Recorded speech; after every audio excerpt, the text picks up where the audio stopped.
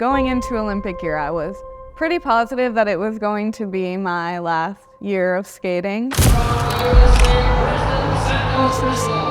And then I kind of had this breakout season where I was performing better than I ever had. And so I think that kind of slowly started changing in my head that maybe I will keep going. Then the Olympics happened and I did not get the results that I had hoped for, dreamed of, all of that.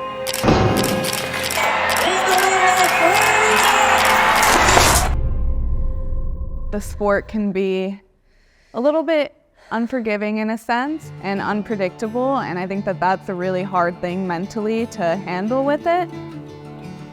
I really struggled mentally with this concept of I can go another 4 years and I can train right, I can eat right, I can do everything right, and the exact same thing can happen. In 4 years, if that happens again, would this have all been worth it still? And ultimately, I just felt like I had a lot of unfinished business in the sport. I felt like if I stopped, I was gonna be throwing away a lot of hard work that I had put into it. And I also was I enjoy it. So at the end of the day, regardless of the result, I'm having fun along the way. So that's really what my focus has kind of changed. Yeah, do I just toss that? If you could not be in speed skating, what job would you do? Well, currently I am in school for physical therapy, which I think partially is because of speed skating. I've worked so closely with physical therapists throughout my career and they've helped me so much.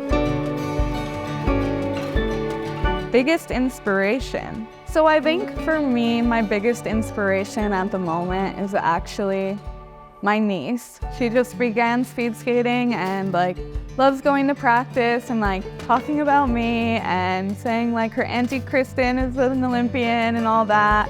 And I just realized how impressionable little kids can be. And so I just really want to be a good role model for them and show that hard work, regardless of what age you do it at, what time frame you do it at, what order you do it in, can always work out.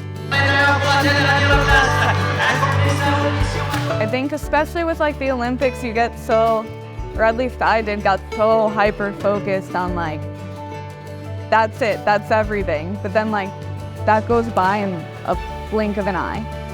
It was so quick, and then it's just the 4 years before it were a little bit this blur, because that's all I could think about every day. It was how am I gonna be ready for the Olympics, rather than just living in the moment and enjoying every step of it.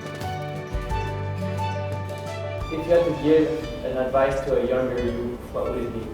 Okay, the advice that I would give to younger me is to stop caring what everyone thinks, do what I want to do, and enjoy every moment of it. Boom.